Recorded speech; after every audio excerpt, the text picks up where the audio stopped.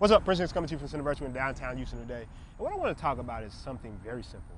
It's how you can get an unfair advantage in business. Now, what I'm going to tell you in this video, or what I'm going to show you in this video, and what I'm going to prove to you in this video is how you, right now, have unfair advantages that you can exploit. So I'm going to give you the dirty little secrets of how you can get an unfair advantage over everybody around you. So let's talk about it. Out here, downtown, taking massive action as usual. It's Wednesday, so let's get to it.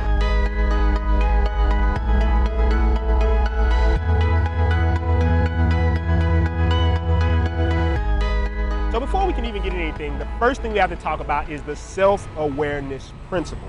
And what is the self-awareness principle? Before you can find any unique advantages about yourself, you have to be aware of them. You have to be self-aware. So I want to tell you this story really quick and talk about how I learned this principle. You guys, come on. Y'all come on. Just come on. It makes the video better, actually. So the first thing I want to talk about is tell you this little story about how I learned about self-awareness. Now, when I first started off in business, what I wanted to do was be a filmmaker. It was my passion. It's what I really wanted to do. And I chased that. I went after that. And I left school for this, actually. And I started on my first major production. It was called Used to Welcome My City. And this would be the first time I was doing something outside of maybe short films or little production that I had done in college. And this is stuff you can still see online right now, stuff like the Glow movie, stuff like Omega's Next Top Mile. These are things you can still see today. So I approached this project with all the tenacity that my heart could muster to really make this a big production. So we started off, and we started running into a couple of problems, a couple of pitfalls. So, for example, this is the first time I ever worked with another person. This is the first time I ever had to deal with creative ideas. This is the first time I actually had to go out into the world and film, and I found out a couple of things and a couple pitfalls that always come up when you're filming. Now, after all this, we got the production out, we went through all the troubles, the struggles, and I thought the production was gonna get great critical acclaim. When we released it, to my surprise, it was a flop. It was a disaster. Nobody liked it. Nobody was fucking with it. It was terrible. It was trash. It was garbage. Anything you could say. Now, looking back at it at the time, I would say, there was nothing to learn. Because keep in mind, this was my dream, and my dream had been crushed. Now, fast forward a couple years, when I look at now or looking back on it, I see all these things that I've been able to use from that experience that helped me in the future. So, for example, not having a script. I learned that you always need to be organized and planned when you're filming something like that. Going out and worrying about or dealing with permits and getting people to be a part of, well, not getting people to be a part, but dealing with permits or dealing with photo release forms. If you have people in your videos, having photo release forms. All the things I learned from that production end up being something that I could use to help my friends' businesses, help me film something like the Massive Action Movement Show, and even film video, audio, and all these things to help my friends blow up their businesses. So this is the self-awareness principle. You have to be aware of something before you can ever progress. And just like this situation right here, once I became aware of these things much later on in life, there was something that was able to help me. But before we get down to something just like being able to use self-awareness when it comes to failure, what I want to talk about is how right now you have unique advantages if you are aware of them that you can use by just understanding your own unique story. I think one of the most important principles that I ever learned was how to use your unique story or the things that happen in your life to your advantage. Now, a long time ago, or a lot of times in life, people look at all the things in their life and they have this victim syndrome. They have this victim syndrome. Why me? Poor me. Why is this happening to me? Why am I the only one who can't be successful? Why am I the only one who can't get results? Why am I the only one? Well, when you look at self-development, they have this saying, the more personal it is, the more universal it is. And I'm going to tell you why this applies to building your unfair advantage. Now, a lot of times you have all these things in your life, these factors, right? Where you come from, your race, your background, your ethnicity, how you were raised up, the social circle you grew up in, whether you were from the hood, whether you were pampered, whether you grew up in a trailer park. It really doesn't matter where the fuck you came from. You still have some unique story that some other person doesn't have. So in our weekly mastermind group meeting, I'm involved in a weekly mastermind group meeting. We were talking to one of the members in the group. He was talking about, he was saying he was struggling. He was struggling with getting his business going and really making it successful. Now, when he first started off, he was going crazy. Like, he was having some of the biggest growth out of our entire mastermind group. But all of a sudden, he started to stagnate. But why was it? What caused the person who was growing exponentially to stagnate? And what he told me was so surprising. He said, Princeton, I feel like I got away from being myself. I feel like I got away from doing what made me me. So let me explain this very quickly. No matter what background you're coming from, it is your unique advantage because people want to hear your story. What people really respond to is your ability to tell your story honestly, and people around you then resonate with the story. And why your marketing sucks. The second episode of this series, I talked about how you have to attract, not pursue, you have to attract the right type of people. But how does this apply? Whether you love him or hate him, Tyler Perry. I don't really like his movies, but whether you love him or hate him, his story is very, very telling. See, he's a homeless person. He was homeless. He was sleeping in his car, but eventually he turned it around to be one of the biggest film producers of entertainment, right? Now, why is this important? Him being homeless became such a powerful factor and attracted so many people from him because people viewed his story saying, if he could come from being homeless, then I could do it myself. If he could come from being homeless, I could do it myself. And there's thousands of stories like this. There are thousands of people like this. But think about somebody right now if they told you, look, I had it easy all my life. I never had a struggle. I never had a problem. It was always easy. Somebody gave me money. Somebody gave me everything that was around me. I had all kinds of people to help me. I never had any struggle. How much, just be honest with yourself, how much would you connect with that story? Probably not that much at all. And when I talk about things like this with people, people shy away from the things that are scary because they don't want people to judge them. They will say, well, I don't really want to put myself out there. I want to tell my story. But the only thing that's going to make your marketing unique is the story. Nobody on this planet, nobody walking around right now has your unique story. I can come out here and I can talk about something that's unique to the next person, but nobody has my unique story. And when you put out your unique story, that's what gives your marketing that edge. That's what gives your marketing that flash. That's what gives your marketing the shit that makes people really want to be a part of it because they're like, oh, that guy is different. When you look at all the great entrepreneurs right now, they're not doing what everybody else is doing. They're doing what they want to do. And that unique story that they build is giving them an unfair advantage over you. So the first thing you have to understand, I don't care what it is. I don't care what you come from. I don't care. I don't care what it is. You have to use that unique advantage. Princeton, so why do you think this Cajun business is closed down?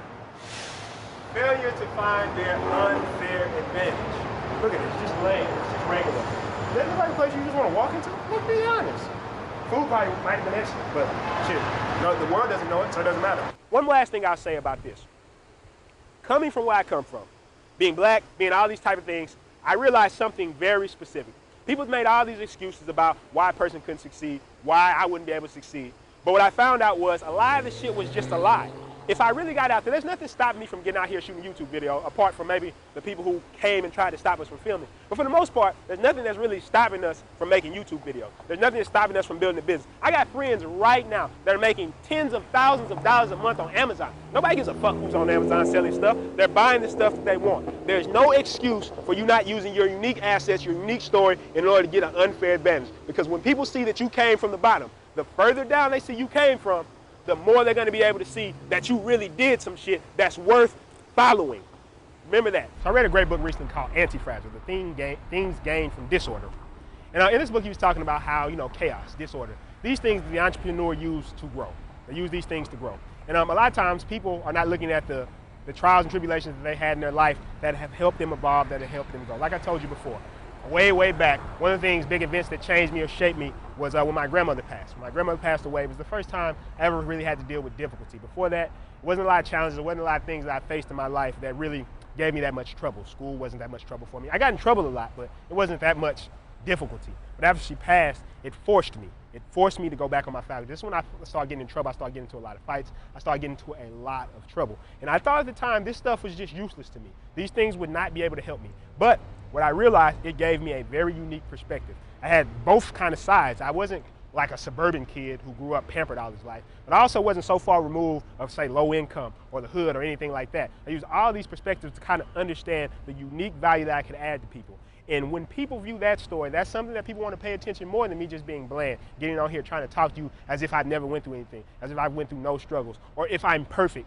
All these things are things that are actually detracting from your business. These are things that are not activating the tribe. These are the things that are not really pushing you to have a unique advantage. The only way to get a unique advantage, the only way to make your marketing interesting, guaranteed, is to give your unique story. I don't care what it is. I don't care what you're doing. You could be selling backpacks. You could be selling glasses. You could be selling anything. If you're not telling why you want to tell that or the unique story, what made you want to sell it, then it doesn't really matter. You can't have a unique advantage. You won't have an unfair advantage.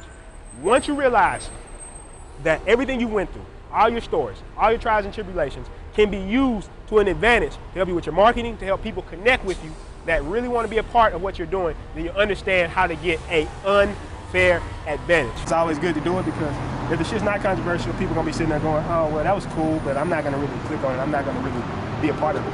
But when you just say the shit you really wanna say, that makes it authentic. And that's kind of what we try to do here, right?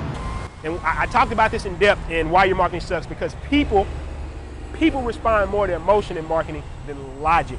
People respond more to emotion in marketing than logic. I'm gonna say it one more time. People respond more to emotion in marketing than logic. To get the unfair advantage, you don't communicate logically. I've got the best price, I've got the best deals. What you communicate with is something like a story, your experiences, things you've had in your life, your unique background. This is what makes marketing unique. This is the only thing. Look at the best marketing. Pay attention to the best marketing. Unless it's something huge like Coca-Cola, they still try to add personal stories. You'll see these videos where they show like Apple had one commercial where they're showing all the people's faces and different people's faces, or they show people filming videos. What are they trying to do? They're trying to embed that unique story, that it's your story. That's why it's called an iPhone. It's your story.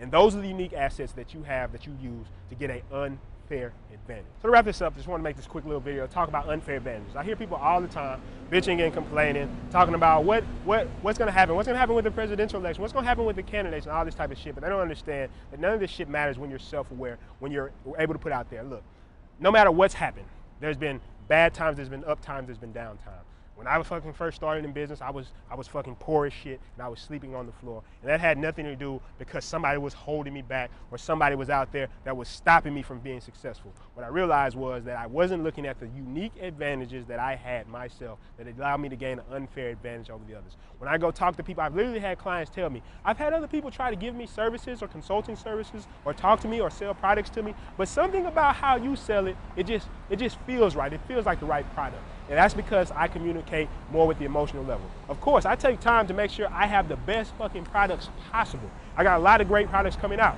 I got a lot of good stuff coming out. You'll see more of it coming pretty soon. Like next year, the Massive Action Entrepreneurship Program, that's coming out. And there's a lot of great content in there. However, what does it matter if I communicate it bland to you? If I can't make you purchase it, if you can't make a person purchase it, what does it matter? I try to speak very transparently on these videos because I'm trying to make you understand what it takes to be an entrepreneur. You can't make excuses. You can't be like everybody else. Everybody else is out there making fucking excuses. You have to be a person that's going to get out there and find those unique advantages. If you go through failure, remember that. Use those failures to your advantage. Use that as your unique story. Understand, self-awareness, that is probably one of the biggest things as an entrepreneur, being aware of yourself. And when you're aware of yourself, you can really accomplish anything that you want.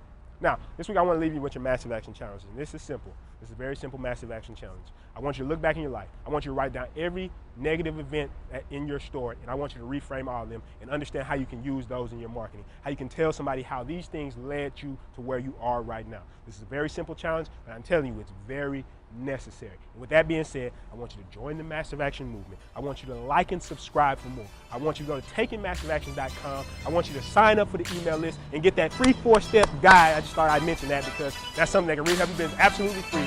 And I want you to make sure that you're always taking action. Let's take movement.